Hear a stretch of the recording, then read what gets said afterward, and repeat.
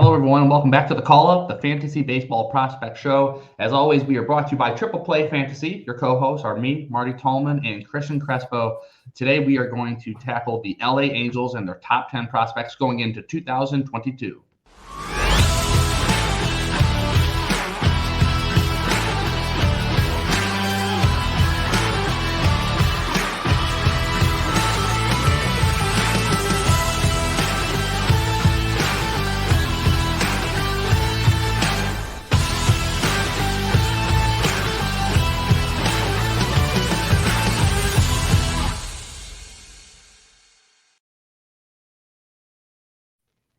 Welcome back to the show. Today we're going to tackle the LA Angels and their top 10 prospects. Cristian, how are you doing? And tell me, overall, how are we feeling about the farm system for the Angels? I'm doing good. Better than what the Angels farm system currently looks like, to be completely honest. But they're working on it. But I mean, they've had a couple of recent promotions, and Joe Adell and Brandon Marsh, and these other guys. Reid Detmers made his debut last year. So I mean, they're pumping out some talent, but it's about building it back up now for them. Yeah, and they've been kind of stuck in this. At least the actual the pro team has been stuck kind of this mediocre, like only 500, having really good bats, but not having any type of pitching. And so what I'm hoping and what I'm seeing from you a little bit, a little sneak preview to your top 10. There's some arms in there, which is something that the Angels are going to really need. So let's hop right into it. Yeah, they hit it hard this past draft. I mean, they drafted all pitchers. So I'm all for it, man, because they have not. I think we're all waiting, right? We want to see Trout in the in the playoffs. We want to see Shohei in the playoffs. All these great players. So hopefully they can start to square that. And let's start with our number one pitcher going into 2022, Reid Detmers, the 22-year-old left-hander out of Louisville. He was out of the 2020 draft and 10th overall. So he did get a cup of coffee up here at the major leagues, and he struggled. In 2021, over 5 games, he had a 7.40 ERA, 1.79 WHIP, 19 Ks, 11 walks. But we go down to his AA and AAA year, and this is why they brought him up: 3.19 ERA, 1.15 ERA, 108 Ks, and just 19 walks. He's your number one arm. He's their number one arm. Breaking down for me, Cristian. So one thing about Reid Detmers that I really like is his arsenal. I mean, he's got a really good fastball that's kind of deceptive just by his mechanics. He hides it really well with hitters, and he has a plus curveball. Like, that thing is ridiculous. He has a nice sinking changeup as well to pair it off, and then a decent slider. Started throwing it later in his college career and hasn't really worked on it too much. Just because, I mean, it's good to have a fourth pitch, obviously, but I mean, his other 3 pitches, he uses them pretty effective, and his control is really good too. I mean, you saw the walk numbers there; they were very minor. But the thing was, when he got called up, his fastball just wasn't playing at that level. His fastball had a WOBA of 472 against this past season. I mean, and you saw it. He came up, struggled a bit, but he has a lot of promise, especially with those pitches. And I feel like, with all these prospects, I'm going to keep on repeating it, but they missed that year of development. And, all the prospects last year came up and had their lumps early. I mean, especially pitchers did too. Like in Kansas City with Daniel Lynch and Jackson Kowar, when those 2 guys came up, they were getting rocked. But it's another one of those guys. But Reid Detmers does have a really good arsenal. He's a smart pitcher too. He's able to execute and just play off of all of his pitches. So there's definitely a lot to look forward to there, especially with a team that's really looking for pitchers. And let me ask you, Cristian, for 2022, are we seeing him settling into a mainstay in the rotation, or are we going to see him as a bullpen arm? No, he'll be in the rotation. He's got the stuff to definitely be in the rotation. With any team, I feel like he could at least be a mid to back end of the rotation kind of arm. With the Angels, it kind of presses it a little bit because they don't really have the pitchers. But no, he'll be a staple in that rotation for sure. Do you think he'll outperform Jose Suarez? going into 2022. They have currently roster resource has him listed as the 5th pitcher, Jamie Brea as the 6th, Michael Lorenzen as the 4th. I see See, but I don't think Syndergaard. yeah, Okay. I don't see Lorenzen being a starter. Okay. So he would I mean, probably fill into obviously, their like 4th they spot. want him to, but I see him outperforming Jaime Barria and those guys. But I mean, if they really want to move, I know Lorenzen's pushing for that, but for the most part, they're not going to stick Detmers in the bullpen. His stuff is too good. Well, then going into 2022, this is probably the best pitching rotation we've seen from them. Shohei Ohtani, Noah Syndergaard, Patrick Sandoval, put in Reid Detmers, then you round it out with Michael Lorenzen. I mean, that's a lot better than what we've seen. Yeah. The Dylan Bundys are gone. Some depth to that rotation finally. Some depth. It's a good thing.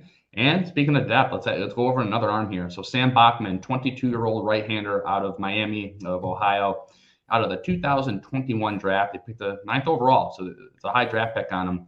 In 2021, over 5 games at high A, he had a 3.77 ERA, a 1.19 WHIP, and 15 Ks and just 4 walks. So he's your number 2 arm. Tell me about it. So this is something that the Angels really wanted to prioritize in this past draft. Like I said, they drafted all pitchers, but they drafted majority college pitchers, if not all, if I'm not mistaken. And the reason why is because they know that their window is now with Trout and Ohtani. They gave Rendon that big contract. Like they need to compete now. And because of that, Bachman was taken 9th overall, but I mean, he performs well. He's got a very explosive fastball, sits in the mid to upper 90s. He has a really, really good he's got really good sink to his pitch as well. So it's not a flat pitch. It's explosive, like I said. His changeup is also really heavy. It almost plays like a sinker. So he's able to get a lot of ground balls with that. So that works really well too. And so first thing was in college that he struggled with was his command. He averaged 4.1 walks per 9 in his first 2 college seasons, which isn't great, but I mean it's not terrible. It's definitely something he could work with. There's some reliever risk with him. Just because of his mechanics might not play too well. His body might not, be able to handle the workload. Is it not as repeatable, or what do you see It's with just this very mechanic? short arm action. Okay. And kind of a low 3/4 slot. So a combination of all that with his size, it'll be interesting to see how it works out. But he's a competitor on the mound. I think he can make his debut this year, not as a starter though. So more of a rotation piece. Not rotation, a bullpen piece. Which I mean, they need guys in the pen too. I mean, they have Raiso Iglesias there, Michael Mayers. So they have a couple guys, but they could definitely use a guy like him who could come in and pitch 2-3 innings at a time. I'm not comparing the pitchers, but think like the same role as Michael Kopech. Yep. Yeah. A starter that got pushed to the pen and he's just going out there and he's letting it all go, letting it eat. Yep. Yeah. And if you can get 2-3 innings out of him, and they're efficient innings, that's something the Angels need. I'm looking at the Vegas lines for 2022. Obviously, this is all pending whether or not we have a full season, but they're slated to be about 6-7 games under 500. And so I would expect, if they're around 500 at that time, around midway season, to bring them up, and see if they can get a little bit of get somebody to really tone down the back of that bullpen. Yep. All right, well, cool. Let's go on to Arol Vera, 19-year-old shortstop on Venezuela, and he was out of the international signee, signed for $2 million. So quite the investment. In 2021, 56 games at rookie and A ball, he slashed 304, 370, 401. No home runs, so not too much pop in the bat, but 22 RBIs, 11 stolen bases, and a heck of a glove. He's your number one bat or player, I should say, for the Angels. Tell me about him. So I really actually do like him a lot. He's very young, but he has a really strong hit tool. He hits well from both sides of the plate, and he plays a premium position. Like those are things that you don't really see a lot, especially in somebody this young. So he signed in 2019, and he as soon as he signed, obviously we had the pandemic, so he wasn't able to make his debut until this past season. But this past season he played stateside, and he held his own for somebody that age. 19, yeah. Yeah. young. So I mean, he's he's got some raw power that he's able to flash at times, but it's more of like gap to gap power. He's Mhm. really good at utilizing his speed too. Um, but his hit tool is definitely what's going to help him climb through the system. And then, like I said, he is a very good glove on the field as well. I mean, almost Gold Glove caliber. Yeah. So he could be a staple there. Really young, so it'll be a couple years before he comes up, but yeah, it's somebody to be excited about for sure. Yeah, and I'm looking at our friend of the show, Chris, the Welsh. I'm looking at his prospect one top 500 rankings. He has Vera. He's the Angels' first bat as well for him. He's ranked 160 overall, and just to put that kind of into perspective, he's just about five spots away from Jeter Downs. So, do you think that they're relatively, have a relatively same projection, or how do you feel about that? Are you higher on Jeter Downs? I don't know. I want to give Jeter Downs the benefit of the doubt, Yeah, obviously, because yeah, of all the things that we said about him. yep. Um, but he's also closer in proximity to the major leagues. He's more developed. Yep. Yeah, he's 20. He's almost Ver 24. Yeah. Yeah. Yeah, Vera's still very raw, but I mean, just the fact that they're so close in rankings, that just goes to show like the kind of player that Vera can be, and the strides that he can make to continue to jump up the rankings. Yep. All right. Let's move on to Kyren Paris, the 22-year-old shortstop out of Northern California. He was out of the 2019 draft, went 55th overall. In 2021, over 47 games at rookie A and high A slash 267, 388, 459, 4 home runs, 25 RBIs, and 22 stolen bases. I got to watch a couple interviews with this guy. He seems like a great kid. I'm really excited for him in this season. Yeah, yeah, Hmm. definitely. But like Vera, he's not really much power in that Right. bat, but he's able to put the ball in play a lot. And a good thing about him is he's able to utilize the whole field when he does. He's not afraid to hit the ball the other way, really drive it that way. Um, there were actually reports that he was at the alternate site during the pandemic, and he was like showing incredible power, like taking big league caliber players deep. So that's something you definitely want to keep your eyes on. But yeah, I mean, another middle infielder that they do need. I mean, that's one thing with them. Their middle infield. I mean, who do they? I think they have David Fletcher and Tyler Wade as Yep. the currently second and Exactly shortstop it. starting. Hmm. So they definitely need middle infield depth as well to the starting rotation. But they've got a couple guys, and he's 20. So I mean, not this year, but you could see him up next year. He probably won't stick at shortstop though. Um, More of a Okay. second baseman Mm. long term, but I mean, as long as he hits, he'll be able to play.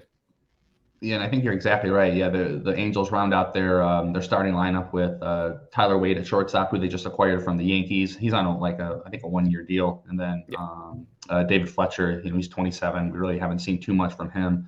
And then Andrew Velasquez is kind of like their infield outfield utility man. So yeah, any of these shortstops or second basemen can kind of show a little bit of promise. I'm sure they're going to have absolutely no problem kind of pushing them a little bit quicker than yeah. they used to.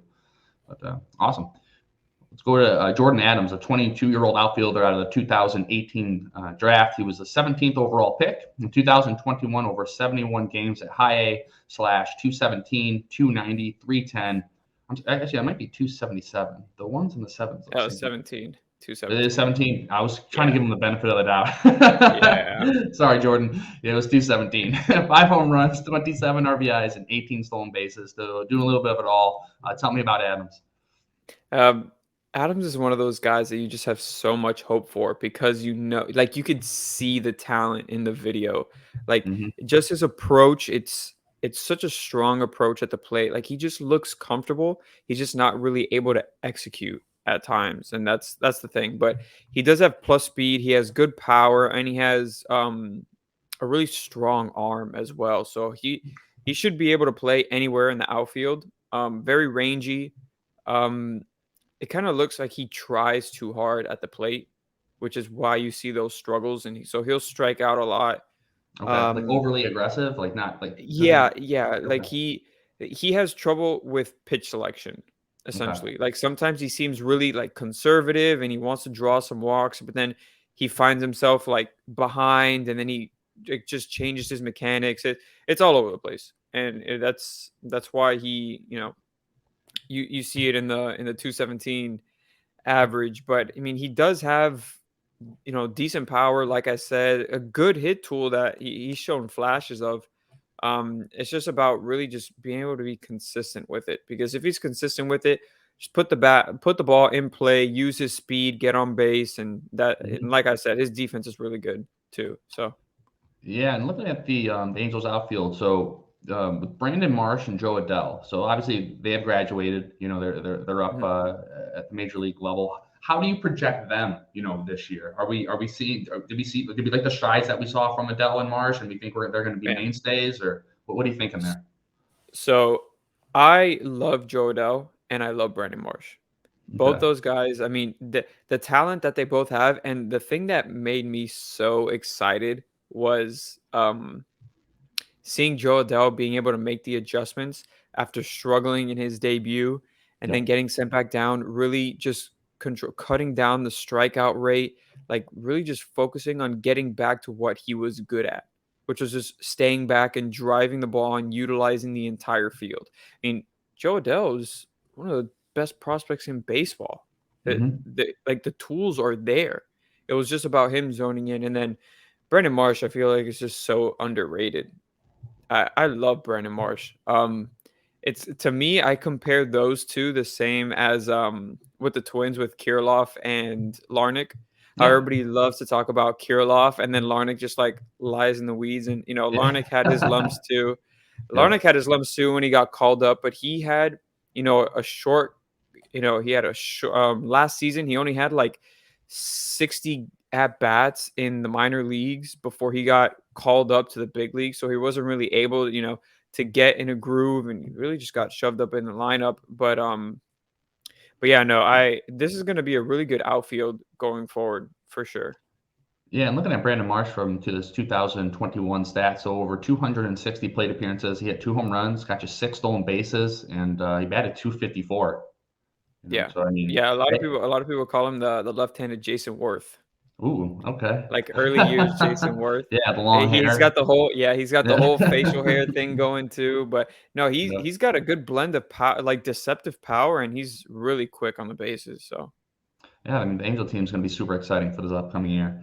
And then, all right, let's round it out with my favorite part of the show, 6 through 10. Denzer Guzman is 6, 7 is Kai Bush, 8 Jeremiah Jackson, 9 Jason Junk, which is an amazing name, 10 Adrian Placenia. Christian, break down a couple of these guys for me. So I'm going to talk about Denzer Guzman, Okay. the top international signing from 2020. He got a $2 million signing bonus, so there's pretty good Ooh, investment in him. yeah, Um, getting paid, man. he's That's nice. considered one of the best hitters in that class. Really good bat to ball skills, and that's something that I've said a lot in this with these guys. But I mean, it's true. I mean, you can't deny facts, and Right. they're all really good at putting the ball in play.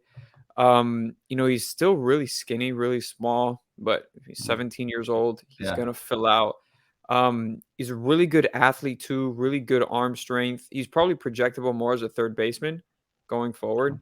But they could use that. Maybe it'll fit well with the end of Anthony Rendon's contract. So you don't know there, but Yeah. Jeremiah Jackson is also somebody that I really like too, and I'm just rooting for him. Because he has proven that he can hit the ball very hard and very far. Absolutely. Um, I was but looking at some of his clips. play discipline is a big key with him. He's kind of like the opposite of Kyren Paris, Hmm. where Kyren Paris has a really good hit tool and minimal power, and Jeremiah Jackson has incredible power and his hit tool is not so great. Maybe they should Um, room together, learn some things from each yeah. other. Yeah, the one thing with Jeremiah Jackson that I do, that gives you some hope with him is that he does draw his walks. He's not afraid to draw walks and get on base, and so that definitely helps him going forward. Just got to cut down the strikeouts, try to focus, put in more contact on the ball. And you may have said it, but do you see Jackson being a long-term shortstop for the team, or how do you feel in He there? can. I mean, Yeah, he's got an average glove, nothing too crazy, nothing too flashy. yeah, But yeah, I don't see why not. He could hold his own there for sure. And let me just ask you, just overall for the team, do we see them trying to? Because I think we would agree they're in win now mode, right? With that Yeah. roster aging so quickly, do we see them like trading for more vets, like and moving some of these guys, or do you think they're gonna like say, hey, these guys are gonna lay the foundation for the next 5 years after this wave's done? I know you can't. I don't know if you have the general manager on speed dial, but how do you see that play out? Well, from my perspective, I think they have kind of like a bottom 5 farm system in Okay. all of baseball. It's kind of depleted now, like I said. So, I mean, they've got some guys, but the problem is that the value might not be there to get the really impactful players that they need at the big league level. So Yep. for right now, I feel, their approach last draft was great. Get the arms that you need because I mean, like they need them. They definitely Mhm. do, especially in the starting Literally. rotation. Um, so going forward, I think their best bet is just to develop these guys and continue working on them, because you're not going to get the value for them going forward. And so, figure you've got guys up at the major league level, hitters ready to go, and like you're paying them a lot of money. I mean, they've got Jared Walsh too that we didn't mention until right Yep. now. They've got bats in the lineup. The offense has never been a problem. It's just the fact that they score 10 and allow 12. Yeah, Like that's that's exactly that's it. the How do we problem. feel about Justin Upton? Do we have? Does he got anything left in that tank, or is he? I Have we hope seen? so. Justin Upton is just one of those guys that I He's the root for man. Yeah. consistently. Like go just going back to his days in Atlanta, San Yeah. Diego, Detroit, Yep. Arizona when he first came up. I mean, he was, I'm pretty sure, number one prospect at that time too. Like, Yeah. eh, Huge prospect at the time. yeah, and But he yeah, came up and he came up and he like just like him nothing. He hit his strides and he was very promising player. He was one of the top guys in baseball for a while. So I'm definitely rooting for him. Um, we'll see where he plays in the lineup now, right. but Yeah, it'll I be mean, interesting yeah, to see. it's a lot of it's power off the bench. That's something that you need, veteran leadership and all that, because this is the time for the Angels. I mean, they cannot waste another year of Mike Trout's prime. I mean, this is the time for him to hopefully finally shine. Hopefully the pitching finally comes around and it's something they can actually hang their hat on instead of, like you said, needing 10 runs to win. Yeah, and one thing that we didn't mention was the fact that they've talked about using a six-man rotation Okay. to in order to preserve Noah Syndergaard in his first full season back off of Tommy John, and Otani give him the extra day of rest too because he's going to be in the lineup when he's not pitching. Yep. So it's about making sure that they've got the depth there, and that's why Detmers is definitely going to be in the rotation. Patrick Sandoval was absolutely incredible last season. I mean, he really just popped up on everybody. Like he was on nobody's radar, then he just showed out, and Yep. it's really good to see because he's got really good stuff. A lot of pitches that generate a lot of swing and miss, so that'll be good as well. Hopefully, Syndergaard comes back and hopefully he's who he was before, but Yeah, get him I back to mean, even Thor. even 80% of that, I feel like is going to be such a huge plus for a team Mhm. that's in desperate need of pitching. Yeah, so the 2022 season is going to be it's going to be one of the biggest years for the Angels like franchise over the last like 10 years. Like this is going to be whether or not Definitely. I think they're going to keep doubling down and be competitive, or if they're just going to say, hey, I don't know if we can do this. We might have to move one of these guys. So Yeah, awesome. Well, hey, as always, thank you, Cristian, for going over your top 10.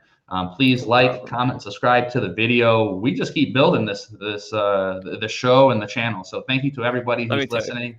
Yeah, and let Yeah, me tell you, this is our first show, just us two in a while. I know. It's nice to talk But to you, wait man. until the lineup of people that we have coming up. Yep.